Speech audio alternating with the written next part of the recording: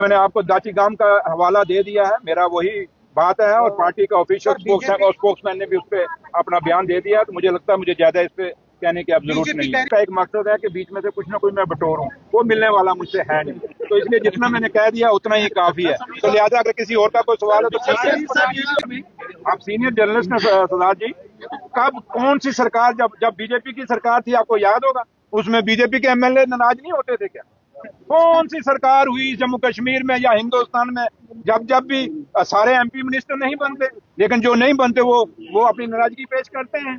ऐसे ही है कि हर असेंबली के अंदर अलग अलग जब भी जिस मर्जी पार्टी की सरकार बने, चाहे वो बीजेपी की बने, कांग्रेस की बने, पीडीपी की बने, आज हमारी है, तो इसलिए वो नाराजगियां चलती हैं और परिवार में होती हैं, तो वो नाराजगियां चलती हैं। अब आपके घर में भाई अगर आपसे लड़ेगा तो क्या घर को छोड़ के भाग जाओगे क्या?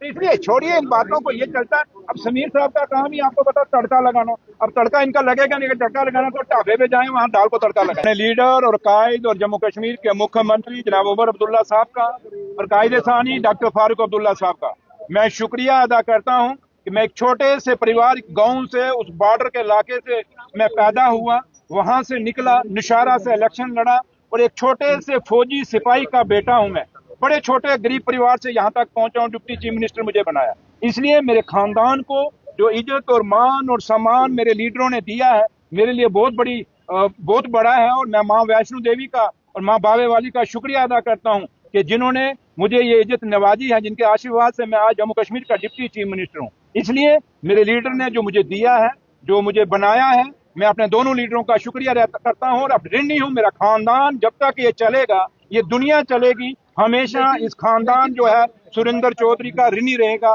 डॉक्टर फारूक अब्दुल्ला साहब का और उमर अब्दुल्ला साहब का, क्योंकि डिप्टी चीफ मिनिस्टर पे पहुंचना कोई छोटी बात नहीं है। लेकिन आप लोग जब आज मेरे सामने यहाँ खड़े हो, मैं एक जरूर बात कहूंगा, मैं जम्मू के लोगों से अपील करना चाहूंगा। आज जम्मू के लोगों को फैसला करना होगा, क्या आपको अपने बच्चों को रोजगार चाहिए?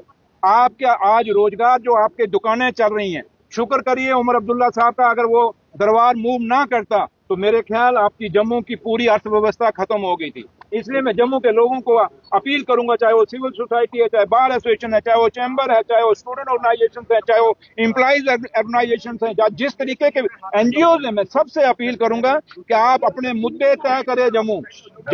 मैं जम्मू शहर की बात नहीं, मैं जम्मू प्रोविंस की बात कर रहा हूँ। आप मुद्दे तय करिए कि किन मुद्दों पे हमने अपना स्टैंड लेना है और किन मुद्दों पे हमने पार्टियों को सपोर्ट करना है। खाली यही नहीं कि हम नारे मारते रहेंगे, 75 साल में नारे मारते हो गए जम्मू को, लेकिन जम्मू ने जब भी हिस्सा लिया लड़के लिया। तो आज जम्मू के लोगों को दोबारा खड़ा होना पड़ेगा। यहाँ चंद लोग कोई छोटे मोटे से पोर्टल लेके आ जाते हैं या छोटे मोटे से कोई लोग आ जाते हैं और अपना बयान देते हैं और बात निकलती है, वो बात नहीं।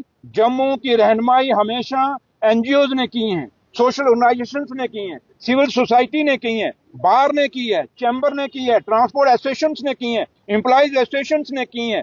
जितने भी, हमेशा कभी भी जम्मू पॉलिटिकल लोगों के ऊपर डिपेंडेंट नहीं रहा। और आज फिर एक वक्त आया है कि जम्मू के लोग, चाहे वो मेरे बुजुर्ग हैं, चाहे वो मेरी माताएं हैं, चाहे मेरा भाई हैं, चाहे मेरे बहनें हैं, हर आदमी को अपनी जिम्मेदारी समझनी पड़ेगी। आपको पॉलिटिकल पार्टियों के ऊपर डिपेंड ना होकर आपको अपना, मेरे उन बुजुर्गों ने जैसे जम्मू के लिए हमेशा अपना हिस्सा लिया, उसी तरीके से आज जम्मू के लोगों को इकट्ठा होकर अपने हिस्से की लड़ाई लड़नी पड़ेगी।